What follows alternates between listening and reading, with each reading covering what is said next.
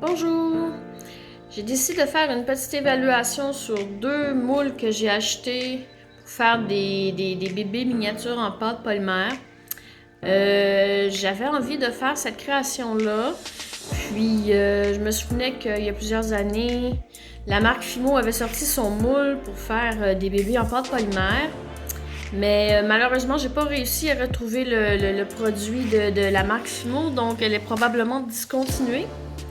Donc, j'ai dû faire beaucoup de recherches pour trouver des moules qui étaient à la fois abordables au niveau là, du prix d'expédition et qui étaient qui ressemblaient à ce que je voulais, là. Donc un petit bébé qui dort, là, couché dans cette posture-là.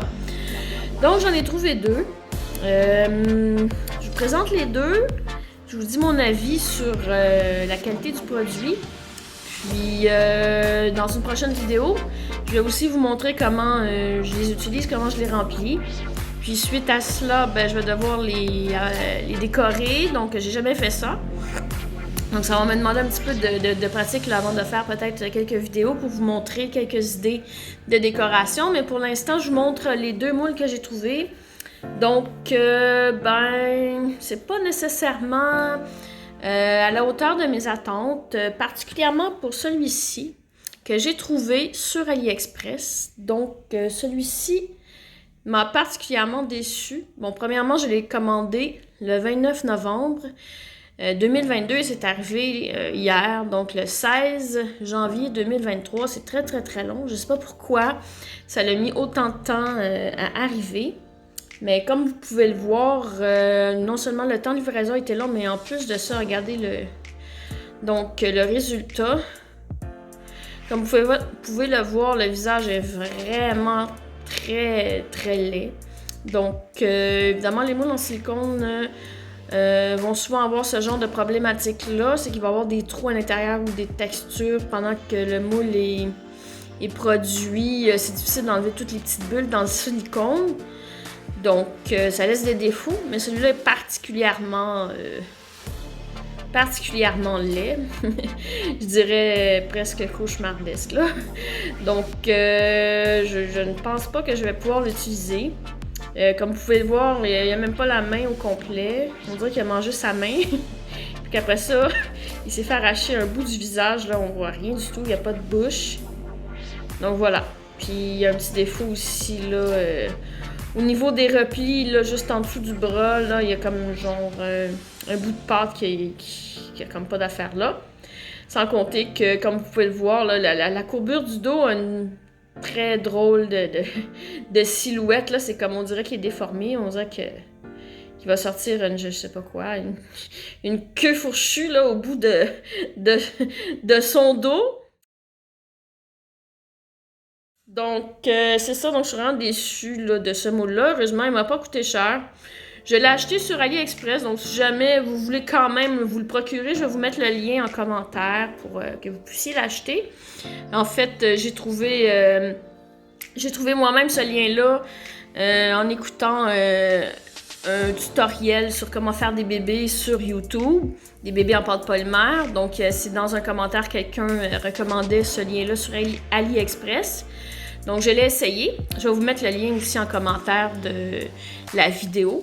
Donc, puis après ça, j'ai continué à faire des recherches par moi-même.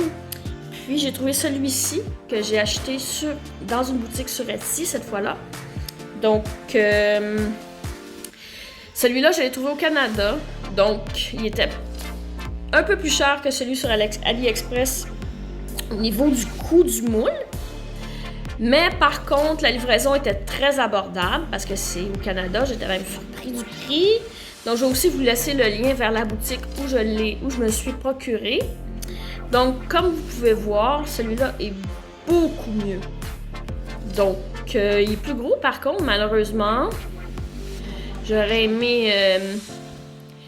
En fait, j'aurais préféré cette taille-là, comme ça. Mais bon, en tout cas, fait que celui-là est plus gros. Mais il est vraiment beaucoup, beaucoup mieux. Donc, il n'y a pratiquement pas de défaut, comme vous pouvez voir. J'ai à peine retravaillé là, le bébé en le sortant du moule. Avec une lingette nettoyante, j'ai lissé un peu la peau qui était légèrement comme granuleuse. J'ai lissé un peu partout, j'ai un peu renfoncé la bouche. Bon, le petit point négatif que je pourrais dire, c'est que, bon, il n'y a pas de lèvres comme. On dirait que c'est plus comme juste un renfoncement de la bouche. Donc, je sais pas si je vais être capable de faire mes propres lèvres. Après ça, je devais devoir retravailler peut-être un peu le bébé pour peut-être, après ça, avoir mon propre moule, faire mon propre moule. L'oreille aussi est pas super. Mais par contre, comme vous pouvez voir, la courbure du dos là, est vraiment moins là, proéminente que sur l'autre. Elle est quand même là, tu sais, on voit qu'il y a quand même un genre de bout, là, comme vous pouvez voir, on dirait qu'il y a une queue qui va sortir de là. Mais c'est moins pire, puis je pourrais très bien aller l'aplatir avec le doigt après, là, sans problème. Ou avec une lingette. Donc voilà. Donc je vais vous mettre le lien pour vous procurer aussi ce moule-là si jamais vous le voulez. Si vous êtes au Canada, au Québec, ben c'est très abordable. Si vous êtes en Europe, par contre, il faudrait que vous alliez voir avec votre compte Etsy pour les frais de port. Parce que ça sera pas pareil, là. Donc voilà, j'espère que la vidéo vous aura plu. Comme je disais, je suis pas super satisfaite du résultat de mes bébés après le démoulage avec ces deux moules-là. Donc je vais peut-être continuer à faire des recherches pour essayer de trouver un meilleur moule.